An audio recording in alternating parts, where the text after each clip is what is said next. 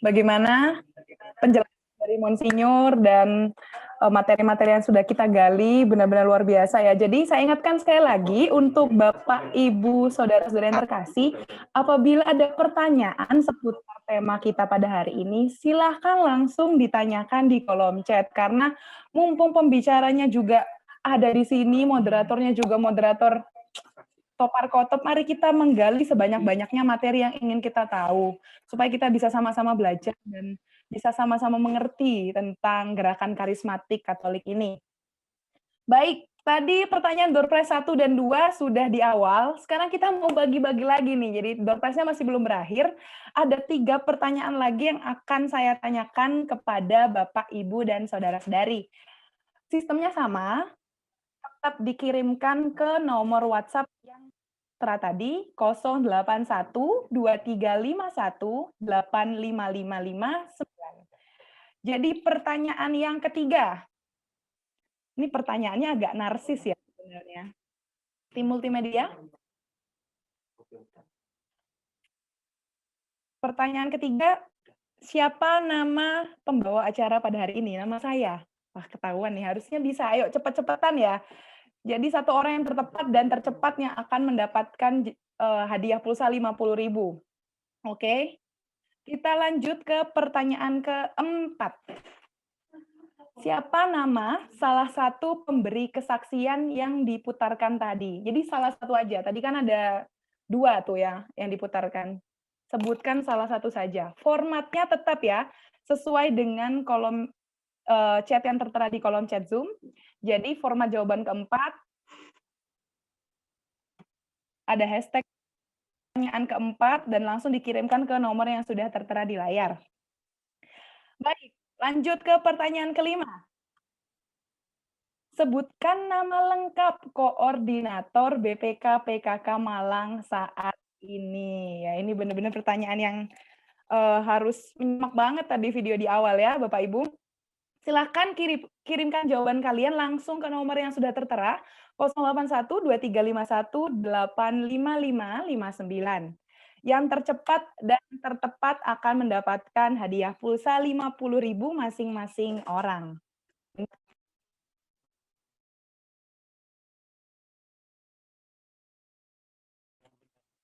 Baik, sekarang kita akan melihat sedikit cuplikan video sembari kita break. Kita akan melihat video-video kegerakan PKK selama offline dan online. Silakan tim multimedia.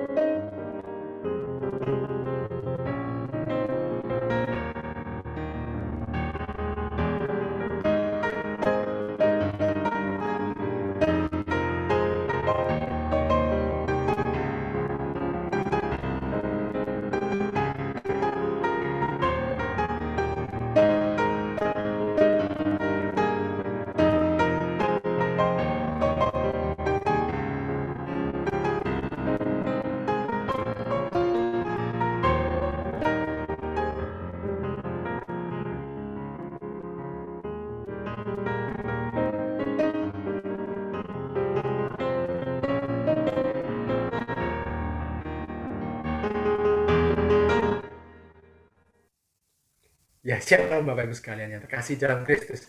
Perkenalkan, nama saya Andi. Saya berasal dari Paroki Kaitangan Hati Kudus Yesus. Saya saat ini aktif bertugas di bidang lektor dan juga sebagai seorang asisten imam. Saya pertama kali mengenal karismatik di tahun 2005 akhir, pada saat saya masih berkuliah.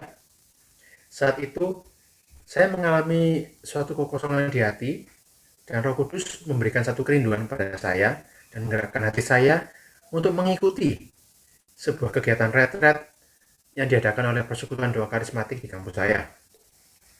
Sepulang dari retret, saya mengalami satu pembaruan dalam hidup saya.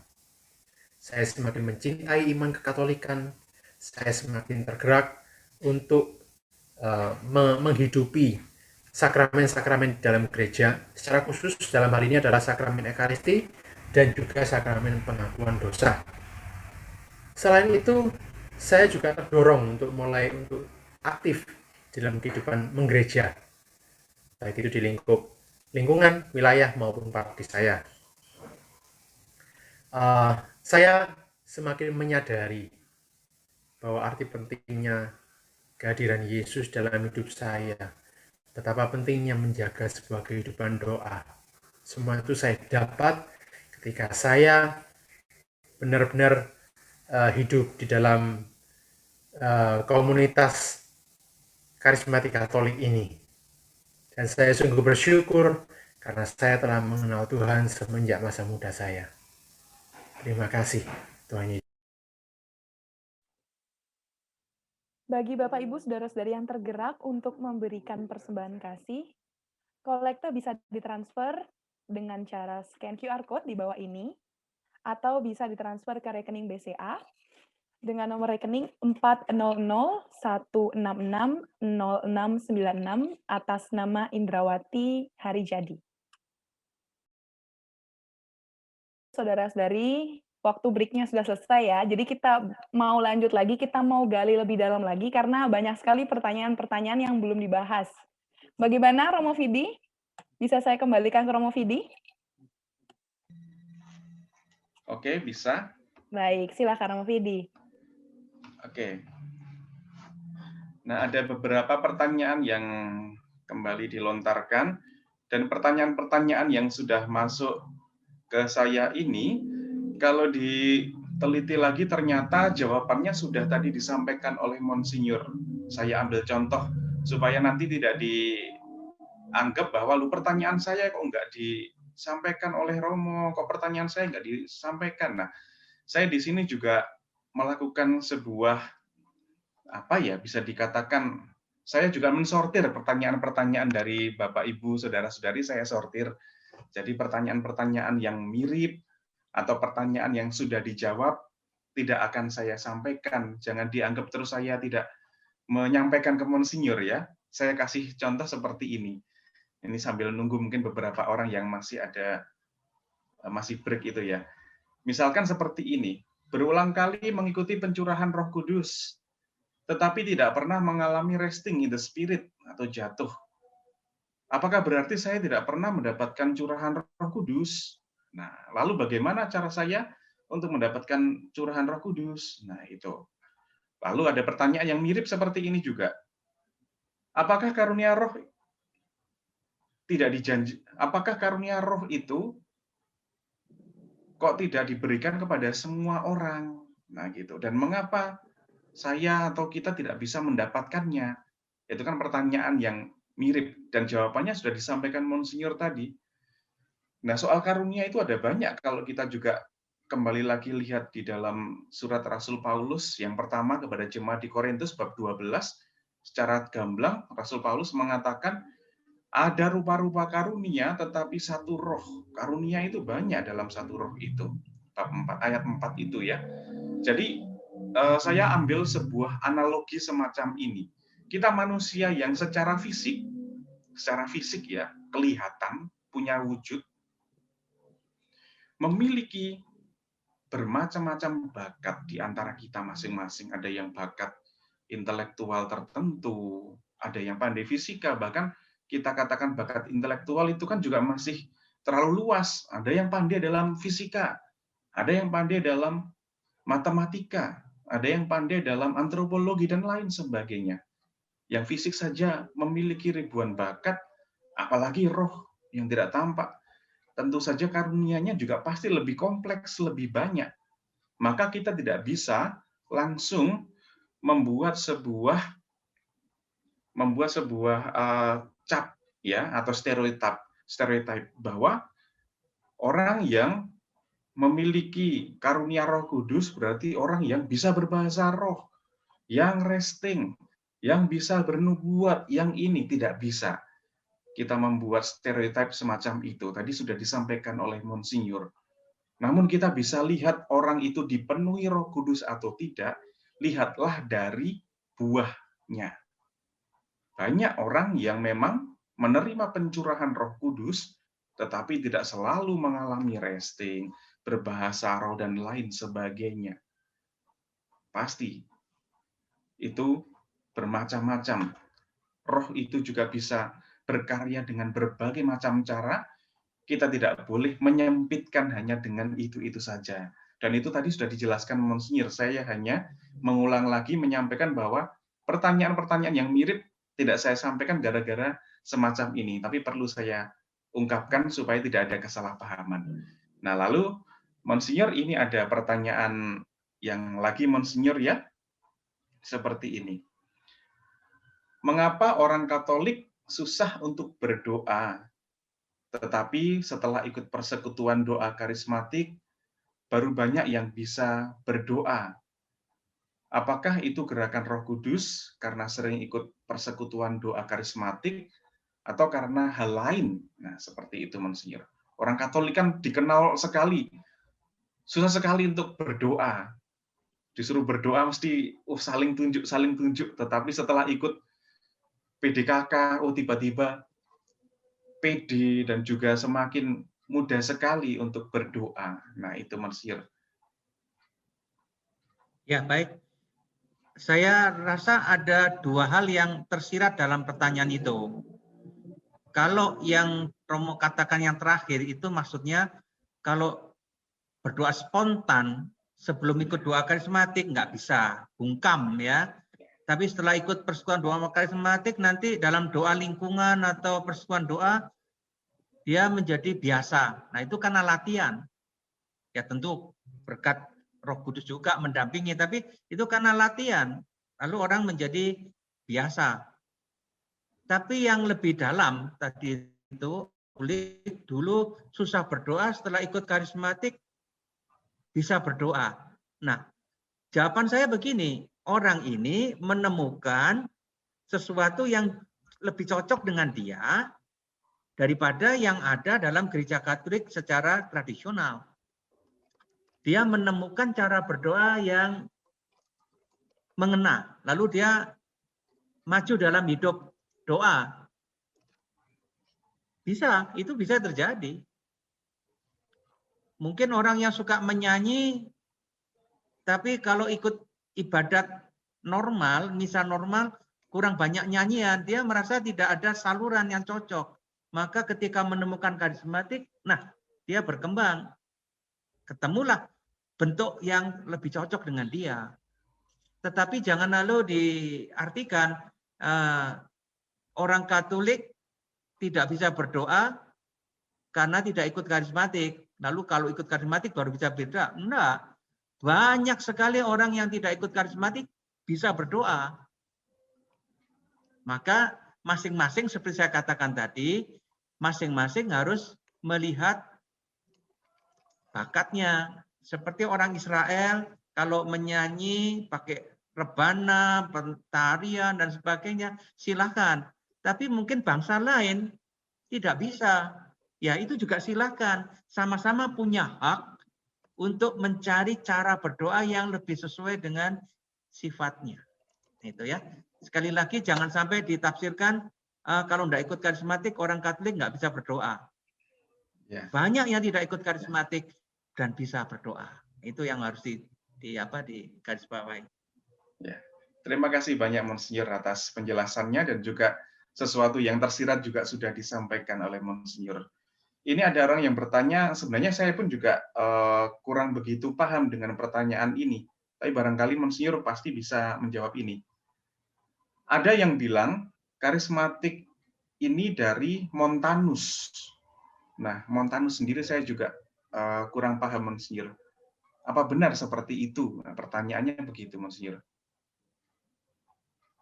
Ya, Montanus itu seorang tokoh ya pada abad keberapa saya tidak ingat, abad 3 atau abad berapa ya, bisa nanti dicek sebentar, yang mengajarkan sesuatu yang memang luar biasa ya, semangatnya luar biasa, tapi terkenal karena terlalu menggebu-gebu dia malah kebablas. Maka ada ajaran sesat yang namanya Montanisme. Nah, karismatik kita bisa saja nanti kalau tidak hati-hati, tidak ada bimbingan, terlalu menggebu-gebu tanpa ada remnya, bisa-bisa saja nanti masuk dalam montanisme yang dianggap sesat, tidak benar. Nah, itu harus ada yang rem. Saya coba ya, saya sendiri harus menunjukkan dulu montanisme apa itu ya. Tapi intinya terlalu berlebihan sehingga malah keliru gitu ya. Ya, untuk sementara itu dulu Romo. Nanti kalau ada sudah ketemu definisi yang itu saya tunjukkan ya. Ada lagi yang lain dulu? Iya, dari peserta memang ada yang coba searching dari Wikipedia, ketemu hidup di akhir abad kedua. Tapi untuk informasinya kan kita perlu menggali dari sumber-sumber yang lain, Monsinyur ya. Nah, oke, kita lanjut ke pertanyaan yang berikutnya.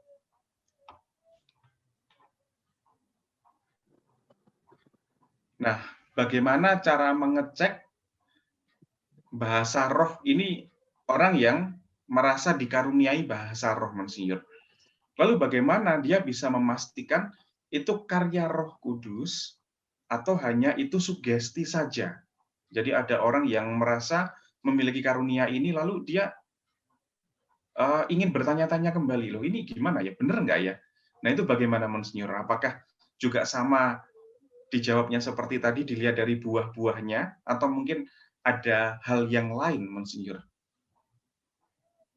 Ya, menurut hemat saya, kalau dia jujur, dia membuka hati kepada Roh Kudus, lalu dia tiba-tiba bisa mengucapkan suatu doa yang dia sendiri tidak tahu bahasa apa dan sebagainya, ya diterima saja, ya diterima saja, tetapi harus ditekankan bahwa itu adalah karunia Roh Kudus yang cuma-cuma, tidak bisa dipaksakan, dan itu ini bukan ajaran saya, ini ajaran gereja. Itu bukan tanda kesucian orang. Oh, ya. Nah, kalau diterima dengan rendah hati dan dia mengalami itu, ya sudah, enggak usah bingung ini benar atau tidak. Pokoknya dia tidak membuat-buat, tidak mengada-ada, tenang aja. Kalau memang itu spontan, ya yakini bahwa itu dari Roh Kudus dengan tetap hati-hati, tetap rendah hati, tidak menjadi sombong, seakan-akan dia sudah menjadi suci karena bisa berdoa bahasa roh gitu. Oh, ya. Nah, oke, terima kasih Monsinyur. Lalu pertanyaan yang berikutnya yang masih nyambung, apakah bahasa roh itu bisa dilatih sebagaimana kita belajar bahasa asing, kita kan bisa latihan gitu ya, terus lama-lama fasih. Apakah bahasa roh itu juga seperti itu? Bisa latihan terus kemudian menjadi fasih. Apakah seperti itu juga, Monsinyur? Itu ada pertanyaan dari peserta seperti itu, Monsinyur. Singkat saja, beberapa buku mengatakan bahasa roh itu semacam bisa dipancing. Orang yang belajar bisa dipancing, lalu menjadi bahasa roh yang sungguh-sungguh, dan kalau sudah bisa ya itu menjadi kebiasaan yang tetap, menjadi milik tetap yang bisa digunakan, dilatih, sehingga bisa digunakan kapan dia mau, kapan tidak mau. Ya. Dan itu yang membedakan dengan arti kedua dari bahasa roh yang tadi sudah saya katakan. Banyak yang mengatakan arti kedua adalah semacam mengucapkan nubuatan, tapi itu tidak selalu terjadi. Oh ya. Oke. Mungkin ada lagi Monsinyur atau seperti itu penjelasannya? Iya, penjelasannya itu ya. Jadi apa? Bisa dipancing katanya. Diminta dulu ya. Bisa diminta, kalau diberi oleh Tuhan, syukur kepada Allah. Kalau tidak, ya itu bukan hal yang hakiki. Bukan sesuatu yang, wah kalau begitu saya bukan orang karismatik, tidak ada Roh Kudus. Nah itu justru pandangan yang tadi saya katakan tidak tepat, yang harus diluruskan. Ya, oke, terima kasih Monsinyur, penjelasannya ini sangat relevan. Karena saya juga pernah merasa dulu sebelum saya menjadi seorang romo atau imam, sedikit sharing nggak apa-apa ya. Jadi ketika saya juga pernah ikut di dalam persekutuan doa karismatik, itu seolah-olah berbahasa roh ini sebuah goal atau sebuah tujuan. Bisa dianggap sebagai sebuah prestisnya. Orang yang masuk di dalam kelompok PDKK, sesuatu hal yang prestisius adalah bisa berbahasa roh. Nah, dulu pernah sih di antara teman-teman mengalami semacam itu. Tetapi dari penjelasan Monsinyur, semakin jelas bahwa bahasa roh adalah bukan sebagai tanda kekudusan orang. Jadi itu adalah karunia yang cuma-cuma, dan tidak semua orang memang bisa memperoleh itu. Kalau memperoleh itu, seperti kata Monsinyur, syukur pada Allah. Tetapi jika tidak, ya jangan merasa minder, jangan merasa tidak memiliki Roh Kudus atau dan semacamnya. Dan perlu kembali lagi saya pertegas di sini, karunia bahasa roh bukanlah sesuatu untuk dikejar, sesuatu untuk dipamer-pamerkan, melainkan ini adalah sarana dari Tuhan supaya kita bisa semakin memuliakannya, bisa membawa orang pula di dalam doa-doa kita, memberikan kasih kepada sesama. Barangkali itu yang bisa saya simpulkan dari pertanyaan-pertanyaan tadi. Nah, saudara-saudari yang terkasih dalam Kristus, pertanyaan-pertanyaan yang sudah masuk di tempat saya, sudah saya rekap semua, sudah saya sortir, dan sudah saya sampaikan kepada Monsinyur. Nah, apabila ada pertanyaan-pertanyaan lagi, mungkin kita bisa jawab di lain kesempatan. Mengingat waktu yang kita miliki juga terbatas, sekarang ini sudah jam 8:09, maka saya akan memberikan benang merah atau kesimpulan dari perjumpaan kita, talk show, berkenaan dengan gerakan karismatik yang sudah kita kerjakan hari ini. Nah, mulai dari awal tadi kita semua sudah berhimpun melakukan puji-pujian kepada Tuhan, dan itulah yang membuka pintu Roh Kudus untuk hadir di tengah-tengah kita. Gerakan karismatik Katolik, kita bisa memastikan bahwa ini adalah gerakan gereja Katolik juga. Gerakan karismatik Katolik bukanlah sebuah gerakan yang sesat, melainkan gerakan yang memang secara akar sejarah kita bisa pertanggungjawabkan, memang tidak diberi label karismatik. Label itu belum ada ketika kita membaca dari kitab Mazmur yang tadi disampaikan oleh Monsinyur. Lalu Rasul Paulus juga menyampaikan itu. Kita bisa melihat secara tersirat bahwa di dalam jemaat-jemaat perdana, mereka juga sudah terbiasa dengan cara-cara doa, dengan menggunakan bahasa roh dan semacamnya. Lalu dalam perkembangannya, ada perjumpaan dengan gereja yang lain dalam ibadah ekumene, lalu gereja Katolik merasa, wah kita juga perlu memiliki cara berdoa semacam itu. Ya sudah, diadopsi sejak 50 tahun yang lalu hingga sampai saat ini. Lalu dalam perjalanan ini memang tidak mudah. Banyak pihak yang skeptis ya, melihat bahwa wah, kok gerakan-gerakan melambai-lambaikan tangan, menangis histeris, berbahasa roh, tepuk-tepuk tangan dan lain sebagainya, kok nggak Katolik banget sih? Jangan-jangan ini sesat. Nah, tadi sudah dijelaskan oleh Monsinyur, ini bukan sebuah sesatan baru. Ini bukanlah sebuah gerakan yang sesat. Ini gerakan yang memang sudah ada benih-benihnya di dalam gereja kita. Bahkan di dalam kitab suci kita sudah melihat benih-benih itu. Hanya menunggu mekarnya saja. Nah, mekarnya itu kita bisa tahu tadi dari penjelasan Monsinyur, ketika ada ibadat Eikumenis itu pada tahun 67 tadi, nah di situ mulai blooming atau mekarnya. Padahal ini sudah ada sejak dahulu. Nah, akhirnya berkembang terus sampai sekarang ini. Pihak-pihak yang skeptis pun sudah mulai terbuka dan bahkan banyak yang juga tertarik untuk berdoa dengan cara karismatik ini. Dan syukur kepada Allah, perkembangannya di Indonesia juga sangat baik. Dan saya secara pribadi juga mengapresiasi gerakan ini, karena gerakan karismatik Katolik juga bisa menjadi wadah bagi umat Katolik yang memang memiliki yang Monsinyur tadi katakan itu, dia itu ya memang suka untuk bernyanyi-nyanyi, mengekspresikan diri di dalam beribadah.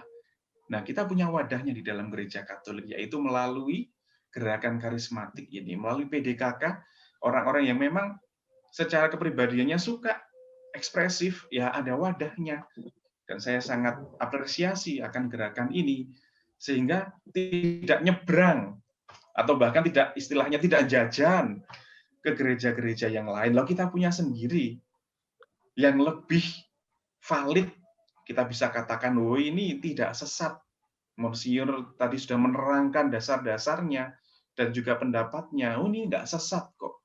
Kita juga bisa mengatakan ini nanti kepada saudara-saudari yang lain untuk meneguhkan iman, sekaligus untuk menarik saudara-saudara yang lain, supaya mereka yang tadinya suka jajan di luar, dalam tanda kutip itu ya, yang ada mencoba ke gereja yang lain gitu ya, tapi kita pada saat ini tercerahkan karena Roh Kudus melalui bimbingan Monsinyur dan juga melalui doa kita bersama, kita bisa semakin memahami itu. Dan marilah kita bersama-sama semuanya semakin bangga akan gereja Katolik, gereja yang sungguh-sungguh memiliki akar sejarah yang kuat, memiliki banyak sekali cara-cara atau bentuk doa, dan juga memiliki pendasaran iman yang kuat, entah yang kita dapat dari ajaran-ajaran para bapak gereja, dari dokumen-dokumen, dan juga yang paling utama dari kitab suci, yang bisa diterangkan dengan baik oleh Monsinyur. Nah, saya kira itu yang bisa saya simpulkan dari perjumpaan kita pada sore hingga malam ini. Nah, dari pihak panitia, apakah ada pesan yang lain atau kita tutup dengan doa? Baik, Romo, cukup bisa ditutup dengan doa. Nah, marilah kita bersama-sama bersekutu dalam doa, kita siapkan hati kita. Dalam nama Bapa dan Putera dan Roh Kudus. Amin. Amin. Allah Bapa, Putra, dan Roh Kudus, kami bersyukur kepadamu atas limpahan kasih karunia-Mu kepada kami. Kami yakin bahwa Roh Kudus-Mu turun atas kami masing-masing, sebab perjumpaan ini dapat kami langsungkan sampai selesai. Memang ada beberapa kendala di awal, tapi kami yakin Roh Kudus-lah yang membuat semuanya bisa kembali lancar, yang bisa membuat kami memahami berbagai macam hal seputar gerakan karismatik Katolik. Semoga kami yang sudah bergabung di dalam persekutuan doa, dimanapun kami berada, di paroki-paroki manapun kami berada, semakin Engkau bakar dengan Roh Kudus, sehingga kami tidak segan-segan untuk berbuat baik, untuk menyampaikan buah-buah roh kami di dalam tindakan nyata, dalam tindakan kasih. Dan semoga saudara-saudari kami yang lainnya yang tergerak untuk ikut di dalam persekutuan doa karismatik, namun masih ragu-ragu Mungkin mereka masih tertutup suatu hal yang lain, kiranya Engkau sudi membuka hati mereka. Engkau curahkan Roh Kudus-Mu semakin besar kepada mereka, sehingga mereka dapat bergabung bersama-sama dengan kami untuk memuji dan memuliakan nama-Mu. Kami juga mohon kekuatan kepada kami semua di dalam situasi sulit karena pandemi corona ini. Semoga akibat corona yang membuat kami terpisah satu sama lain karena jarak, tidak membuat kami terpisah satu sama lain di dalam hubungan persaudaraan, di dalam persekutuan doa, dan juga di dalam peneguhan iman satu sama lain. Semoga setiap sarana yang ada dapat kami gunakan untuk semakin memuliakan Engkau. Ya Tuhan, kami percaya bahwa Engkau akan terus menyertai kami, maka kami masih memerlukan perlindungan dan penyertaan Roh Kudus agar hari-hari kami semakin dimampukan untuk mengikuti kehendak-Mu. Doa yang kurang sempurna ini akan kami tutup dengan doa yang diajarkan Kristus kepada kami. Bapa kami yang ada di surga, dimuliakanlah nama-Mu, datanglah kerajaan-Mu, jadilah kehendak-Mu di atas bumi seperti di dalam surga. Berilah kami rezeki pada hari ini, dan ampunilah kesalahan kami, seperti kami pun mengampuni yang bersalah kepada kami. Dan janganlah masukkan kami ke dalam pencobaan, tetapi bebaskanlah kami dari yang jahat. Amin. Bunda Maria, Engkau adalah Bunda kami semua, Engkau adalah Bunda para rasul, yang pada saat itu menjadi saksi turunnya Roh Kudus kepada mereka. Kami juga mohon bantuan doa-Mu, supaya karunia Roh Kudus yang kami terima dapat kami wartakan sebagaimana yang sudah diteladankan oleh para rasul. Salam Maria, penuh rahmat Tuhan serta-Mu. Terpujilah Engkau di antara wanita, dan terpujilah buah-Mu Yesus. Santa Maria, Allah, doakanlah kami yang berdosa ini, sekarang dan waktu kami mati. Amin. Mohon berkat dari Monsinyur. Tuhan serta-Mu, dan serta-Mu juga. Semoga saudara sekalian dan keluarga dimanapun mereka saat ini berada, juga pekerjaan dan pelayanan diberkati oleh Allah yang Maha Kuasa, Bapa dan Putra dan Roh Kudus. Amin. Amin. Selamat malam. Terima kasih Monsinyur, selamat malam. Malam. Baik, kita mau beri jempol dulu dong, ayo di layarnya semua untuk Monsinyur dan Romo Vidi. Saya ucapkan terima kasih banyak atas waktu dan kesempatan yang telah diberikan kepada kami, sehingga kami bisa belajar banyak sekali hal tentang gerakan karismatik di Gereja Katolik ini. Jangan kapok-kapok ya Romo dan Monsinyur, siapa tahu nanti jadi pembicara untuk kedepannya lagi. Ya. Tugas panggilan kita semua sebagai inam nabi dan raja. Tugas panggilan kita semua berdoa, bersaksi dan mengabdi.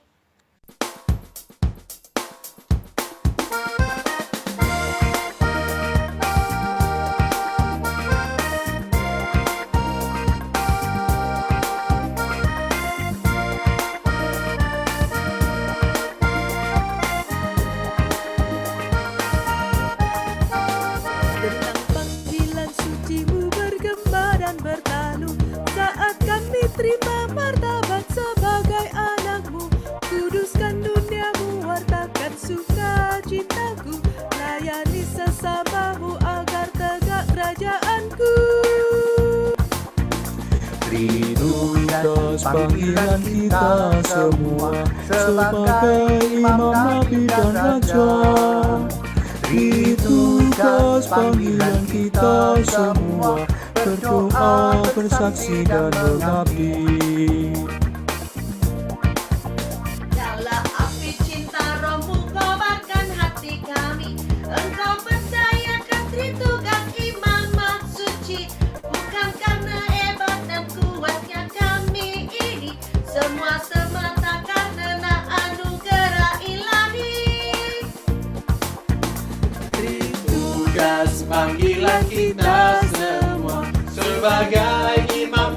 dan raja. Tugas panggilan kita semua, berdoa, bersaksi dan mengabdi. Hey bro, hey sis, jangan lupa kita dipilih yo sebagai imam, nabi dan raja. Wartakan, nyatakan karya kebesarannya, ajarkan yang benar buat Tuhan kita yo. Ingat, ingat, ingat, ingat, ingat. Tugas panggilan kita semua sebagai imam, nabi dan raja. Tugas panggilan kita semua, berdoa, bersaksi dan mengabdi. Tugas panggilan kita semua sebagai imam, nabi dan raja. Tugas panggilan kita semua, berdoa, bersaksi dan mengabdi. Berdoa, bersaksi dan mengabdi. Berdoa, bersaksi dan mengabdi.